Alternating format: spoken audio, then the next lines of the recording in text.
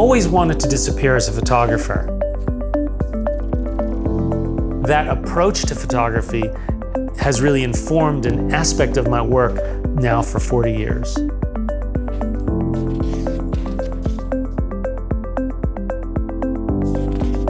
I'm a word person. I hear story. I hear words rearranged. Whether I'm editing or somebody else, I can hear, oh, you need to move that passage up here and this passage down there. And that's all the writing. I hear it. Talking Eyes Media is a nonprofit production company, and we produce documentary films, exhibitions, photo essays, pretty much anything that's visual media and that draws on, everything from words to pictures to video. We're telling stories about positive social change. So we're telling the stories of people who have invested their lives in fixing problems. It is a vehicle to activism. It's a vehicle to making a difference, that open their eyes up to something, that change the way they think. That to me is thrilling.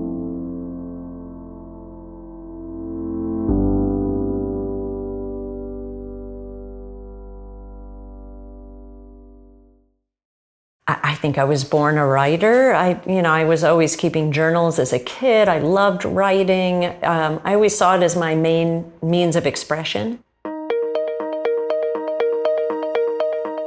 I think I really found my passion for reporting when I started to look into these issues around ecotourism and development. So that really launched my career writing. I moved to San Francisco. Unwittingly, I became like a Silicon Valley photographer. So I was working for Time and Newsweek and all the big magazines, but I was photographing, Steve Jobs and Bill Gates and the head of Intel. And one day I woke up after maybe 5-6 years of this, where I'm making more money than I expected. I'm traveling, I'm being published, all the things that are, success. But I realized I was not miserable, but this isn't what I wanted to do with my work. This isn't why I wanted to be a photographer. I wanted to be a storyteller.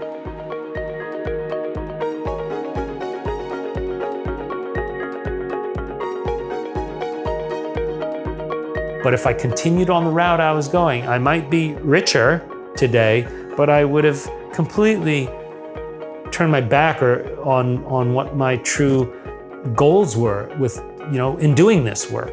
And so I took control of my destiny, and I spent 3 years going back and forth to Northern Ireland. From the very beginning, I knew you had to invest in your own work. That's the only way you were gonna, not just only get ahead, but that's where your greatest work was gonna come from. Because it's coming from your heart, it's coming from your gut and your soul. And it was like, that's where I found my voice visually, where for the first time I was making pictures and going, wow, there's something here now. And that was what changed everything. And after that, then I got my first assignment from National Geographic magazine. And then all of a sudden I was now who I had wanted to be. But I had to go through that other stage, if you like, or process. When I met Ed, I was working on a film about Malaysia and a road that was being built through a primary tract of rainforest in order to facilitate tourism, and I was interested in looking at the potential detrimental effects of carving a road through the center of primary rainforest. And then Ed and I started working on stories together. And then because of the digital revolution, we were able to buy our first digital video camera and get Final Cut Pro. And all of a sudden, this world opened up to us to take what we did and translate it into moving image. Julie and I began Talking Eyes Media in 2002. And we could already see the inklings of how the digital revolution was changing our profession of print media. I don't think we realized quite what was coming. Multimedia as a concept was percolating, and we were really on the foreground of seizing that opportunity. We had this skill set between the two of us that was able to take visual imagery and script and fuse it together and be able to edit something comprehensive. without Julie, none of this would exist. I'd just be a humble photographer probably. But having a partner and a collaborator who has the set of skills that I don't have, it's a beautiful mix.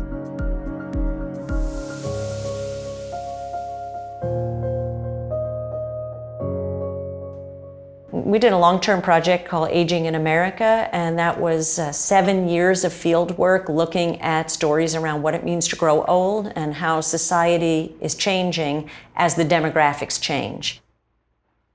And we had very modest goals in the beginning, that we would have an exhibition of Ed's photographs, and then we would have screens at the exhibition where you'd get to see the person in the photograph come to life speaking to you about some topic of interest. It just dawned on me, I've got all this footage, surely I could produce a film. I taught myself Final Cut, and we made a 1-hour film that ended up going on PBS stations nationwide. And when I saw that, I realized how much was possible. What I love about what we're able to do, we're always experimenting. So we work in film, we work in photography, we work in text, and now we're doing interactive. We're very flexible, and it's what keeps it exciting and engaging. So it's not just about doing a book or doing a bunch of great photographs or doing a film. That it was really looking at each project and each issue and figuring out, well, what media do we want to create? As exciting as a time as it is in terms of self-publishing, I think you always have to be thinking about, how do I find my audience? And there are multiple audiences. They are not the same.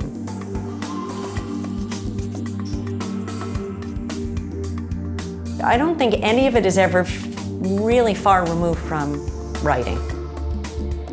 There's very little that doesn't have some sort of accompanying explanation. There are things that a written piece can tell you that a visual can't. But if you're working like we do, where everything is working together, where there are many ways to enter that story, then the text is nearby. The text is going to tell you what happened on the edge of that frame.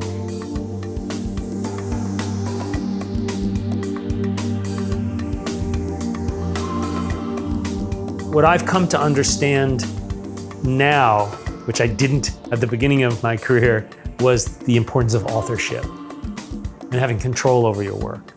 And that when I work on something that I care about and that I'm passionate about and I believe in, the work is gonna be better. I mean, that shouldn't be a surprise. But for a lot of people, they don't understand that, or they don't feel it, they don't get that. And so the way that you stay relevant and the way you continue to do work that you really genuinely care about is to make proposals, is to be able to write or know someone or marry someone who writes. And so that way you can keep on pushing ideas out. And as long as you keep on pushing ideas out, even, the success rate is not high, but you don't need it to be high. Just a few times a year and then you're in good shape. And then that means the things you're working on are things you really care about. Doing this kind of work, it's made us who we are, and it continues to do that on a daily basis.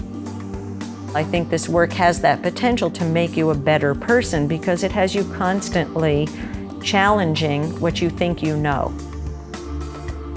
I kind of came to this realization that I was only going to become a better photographer if I became a better human being. That maturation process took, decades for me, quite frankly. And at times I might not do something I would have done 30, 40 years ago because I am more concerned about my impact on people.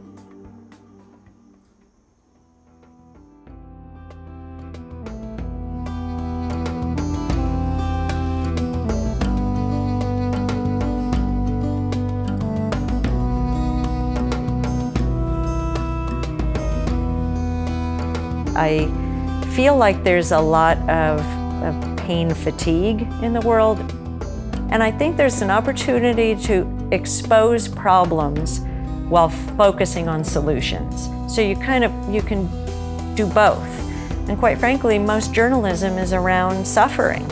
It makes for far more dramatic and provocative reporting. and far less is focused on solutions and positivity, you know. So I feel like there's a great opportunity, and I think people are starved for it.